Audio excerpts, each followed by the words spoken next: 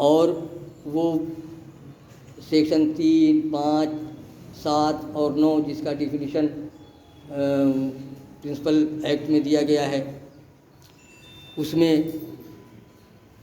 उसका पनिशमेंट जो है वो एडिशनल पनिशमेंट होगा।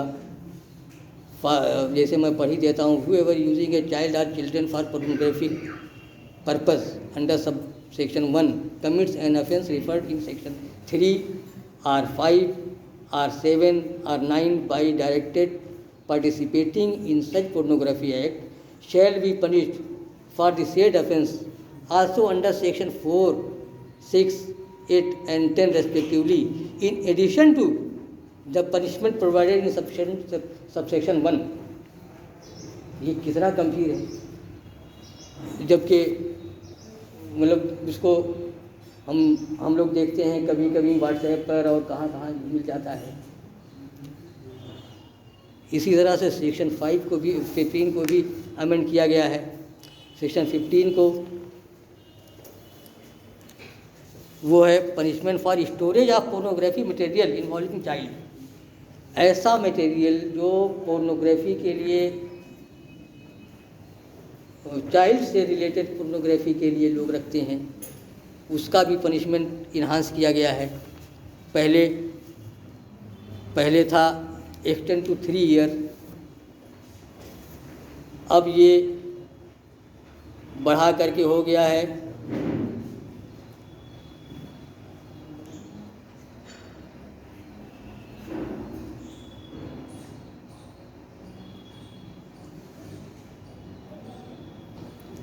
इसमें फाइन को भी ऐड कर दिया गया है जो नॉट लेस देन 5,000, और अगर ये सब्सिक्वेंट ऑफेंस है तो not less than 10 year.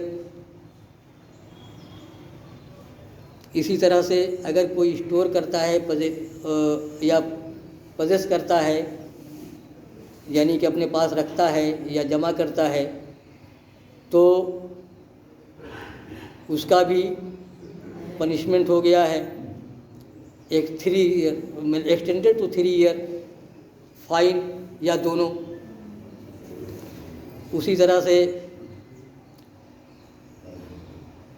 Commercial purpose से अगर कोई कुछ इस तरह का ऑफेंस करता है, यानी कि जमा करता है या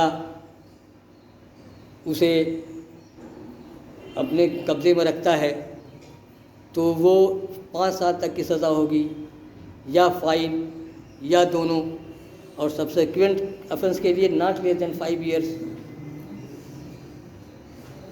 इस तरह से हम ये देख रहे हैं कि इतना गंभीर मामला और हम इतने इजी वे में इस चीज़ को लेते हैं, इतना सामान्य मान लेते हैं, तो आवश्यकता इस बात की है कि हम उसके लिए बहुत गंभीर हों। और ये तो सही है कि एक व्यवस्था पहले से चली आ रही है, लेकिन हम उस व्यवस्था को बदलें। हमें उस व्यवस्था में आमूलचूल परिवर्तन करने की ज़रूरत है। बच्चों को जो विक्टिम हैं उन्हें एक्यूज से किसी भी परिस्थिति में आमना सामना नहीं होने देना है। उसको जब तक कि ट्रायल ख़त्म न हो जाए तब तक हम उन्हें इस तरह से सुरक्षा प्रदान करें कि उस पर किसी भी तरह का प्रेशर या दबाव न पहुंच सके। इसी प्रकार लोकल पुलिस यूनिट या special police, juvenile police unit, वो बच्चों के साथ वर्दी के साथ उनके सामने ना आए। जो कुछ भी कार्रवाई करे वो एक अच्छे माहौल में करे, उससे क्रॉस क्वेश्चन न करे, उसको टीज न करे, उसके कैरेक्टर एसोसिएशन से बचे, उसके पास्ट को न देखे तो तुम तो एक बार और ऐसा किए थे।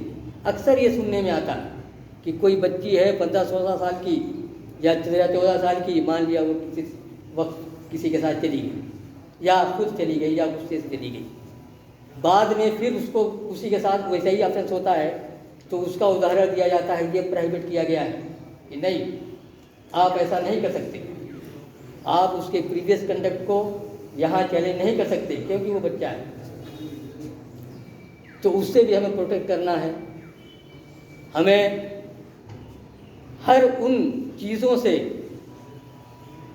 बहुत ही संवेदनशील होना है जो इस तरह के अपराध में किसी भी एंगल से संलग्न हो या उनको बचाने की कोशिश करते हैं। एक चीज़ और मैं कहूँगा, यहाँ वकील साहब लोग भी हैं, कि 164 का जो स्टेटमेंट है वो किसी भी परिस्थिति में डिफेंस उसकी मांग नहीं कर सकता।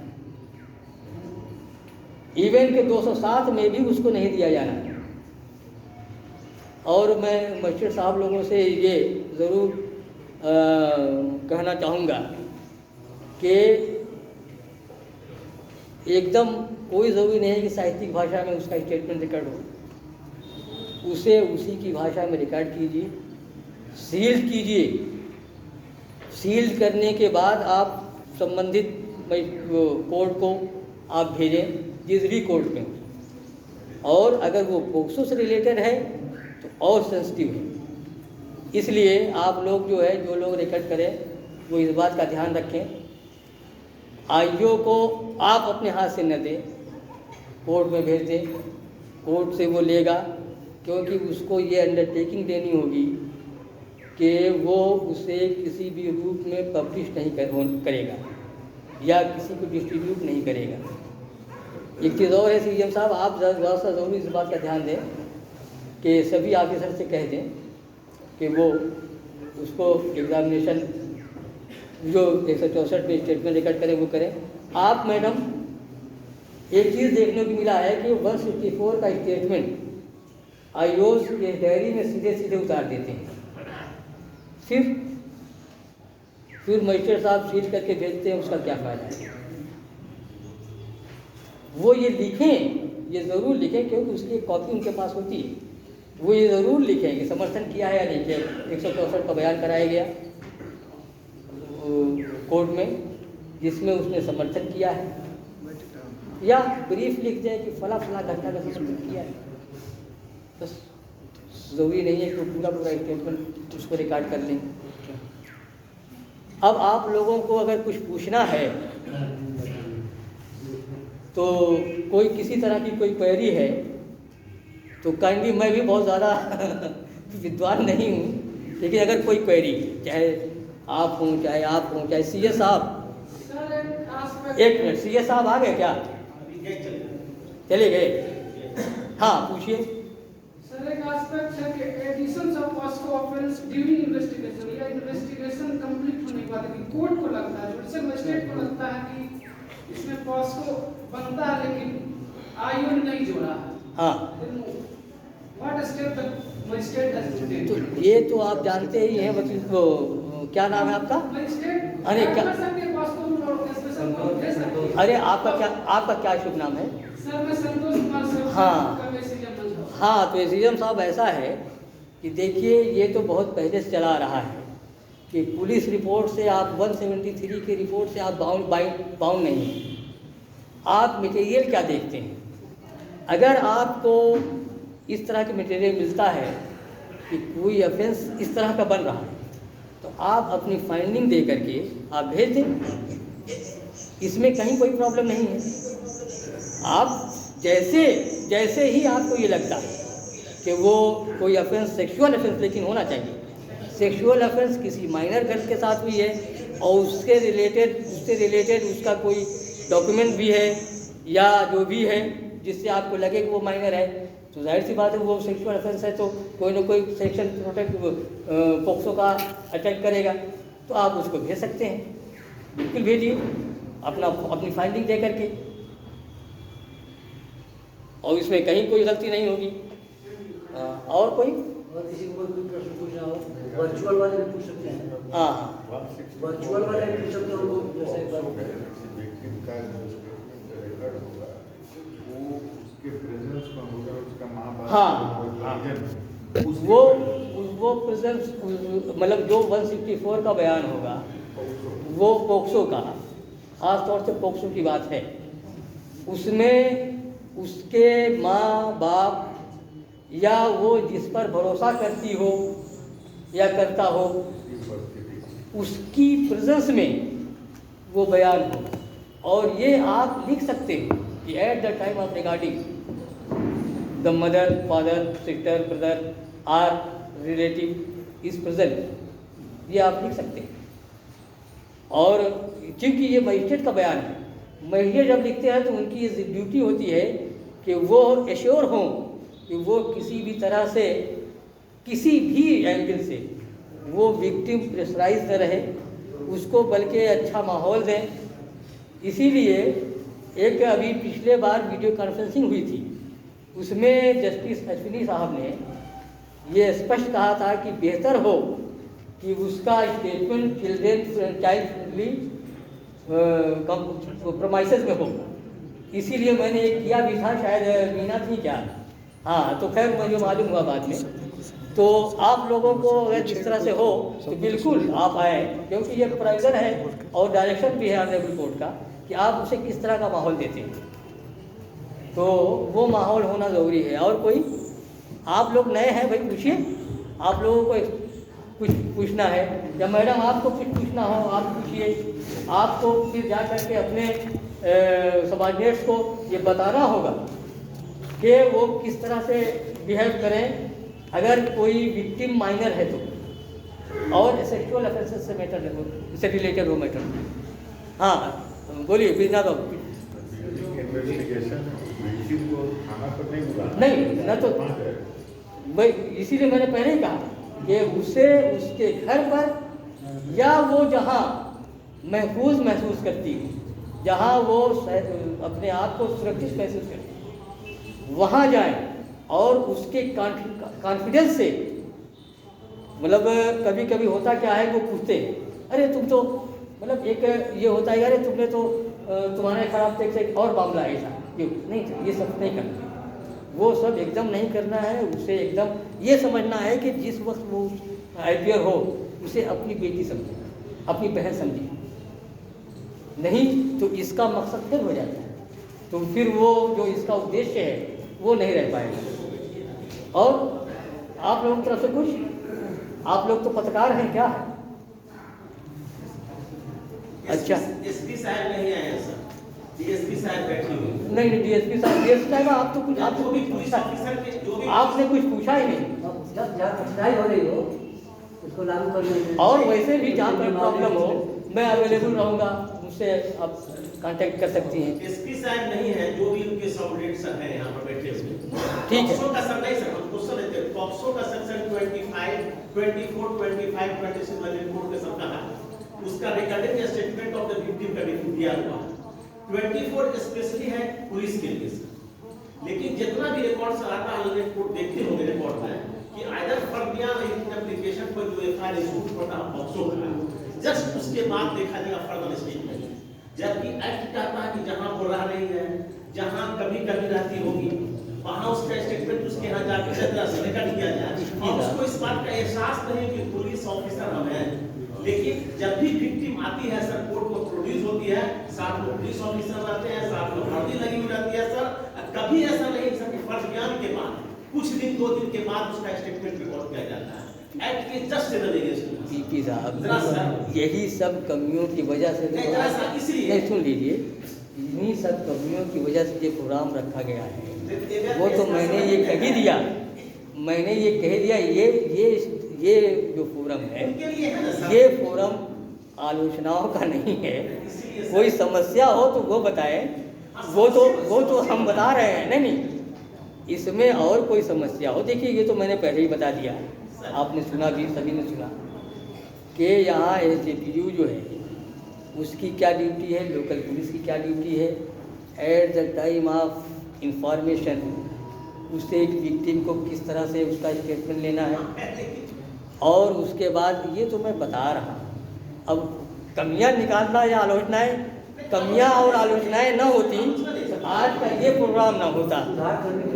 आज का ये प्रोग्राम इसीलिए है, ये संवेदीकरण है ही है कि नहीं आप संवेदनशील हों। चूंकि कोर्ट ने कहा Cena versus West Indies of India में कि चाइल्ड डायरेक्शन नहीं बोले सर हमारे नहीं वो तो है भाई, ये तो है और कह भी रहे हैं। और कोई मैसेज साहबान आप लोग पूछे कुछ, थोड़ा सा मैं रेफरेंस दे दूं जेडीपी का।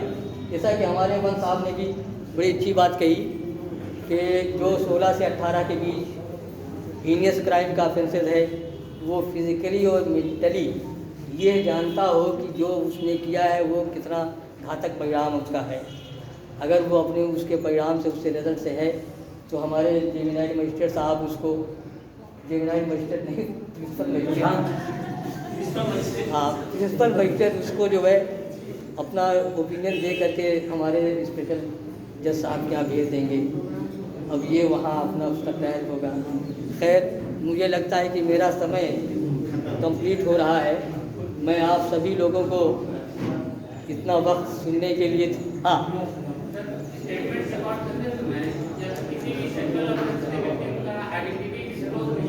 नहीं करना है,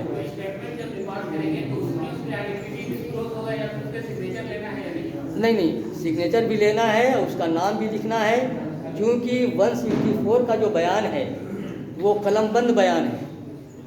कलमबंद बयान का मतलब हो जाता है कि वो उसे आपको सील करके भेजना है, और जब भेज दीजिएगा तो वहाँ से आईओ को एक कॉपी मिलेगी जो इस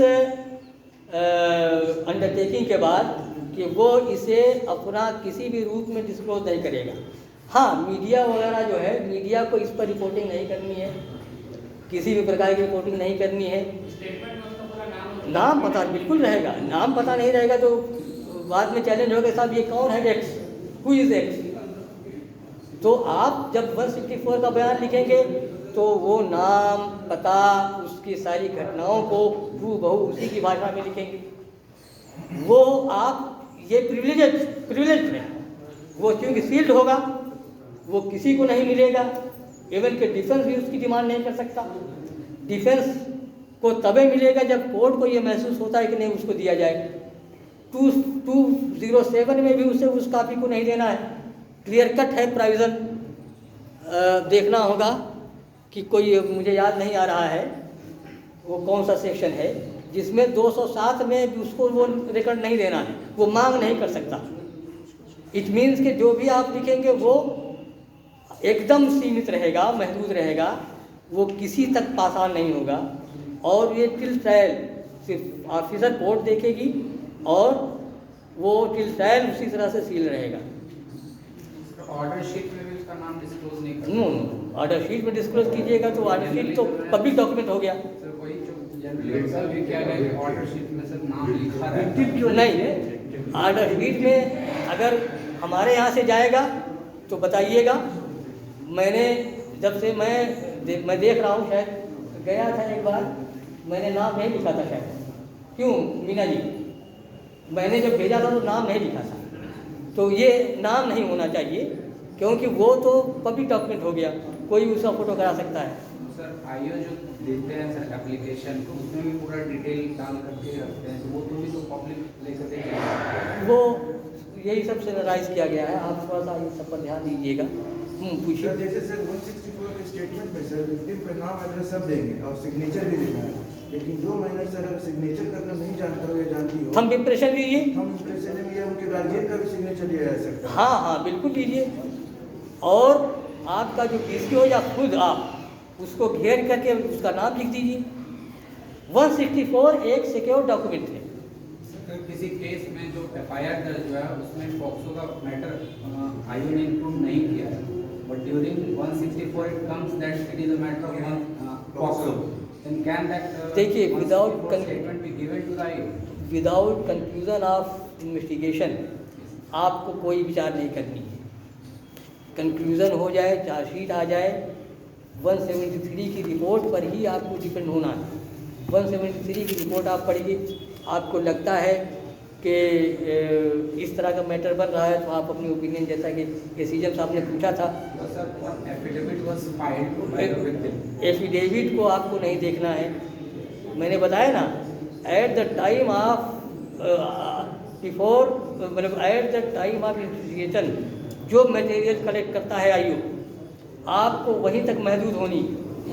अब उसके बाद आपको लगता है कि 164 कोई ऐसा मटेरियल है जो वो किसी स्पेशल एक्ट को अट्रैक्ट करता है, चाहे वो पोक्सो हो, चाहे वो SC/ST हो, चाहे वो और भी कोई दूसरा हो, तो आप वहाँ वो अपना ओपिनियन देंगे। लेकिन किसी के कहने पर आप करने लगे तो समस्या होगी, इसलिए अवॉइड कीजिएगा। और कोई क्वेश्चन? हाँ, ऑनलाइन से पूछ लीजिए। वर्चुअल पार्टिसिपेंट, अगर आप लोगों को भी कोई सवाल पूछना हो तो पूछ सकते हैं। जो लोग वर्चुअल में हैं,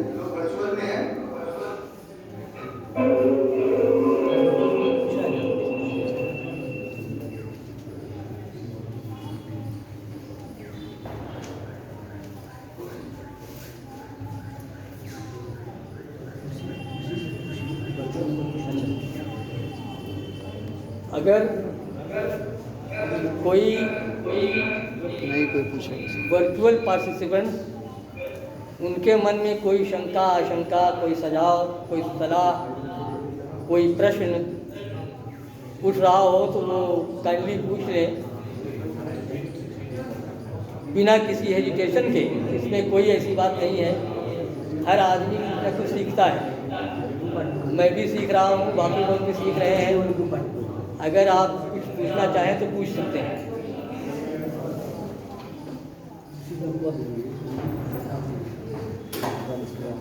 नहीं सर, कोई नहीं। ओके, लगता है कि सभी लोगों को जानकारी है इस बात की। सभी पुलिस स्टेशन ज्वाइन भी नहीं हुआ है। SP साहब को जाएगा, रजा साहब के क्वार्टर हैं। सिर्फ सबसे ये पूछिएगा कि क्यों आप लोगों ने ज्वाइन नहीं किया, और उसकी जज साहब को रिपोर्ट कर दीजिएगा। ये बहुत ही सीरियस है। मैडम आप भी देख लीजिएगा, आपके जो भी सबऑर्डिनेट्स हैं जिन्होंने वर्चुअली ये इसको अटेंड न किया हो, उनसे आप क्वेश्चन कर लीजिएगा कि क्यों नहीं किया, और उसकी भी रिपोर्ट जज साहब को दे दीजिएगा। ये सैनिटाइजेशन है। ठीक है, इसी के साथ मुझे ये वैल्यूएबल वक्त दिया गया, मैं जज साहब का और सभी लोगों का शुक्रगुजार हूँ। धन्यवाद।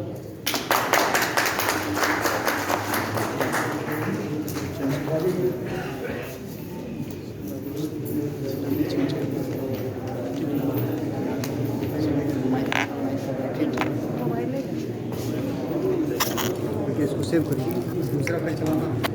सर सेव तो खुद हो गया होगा ना।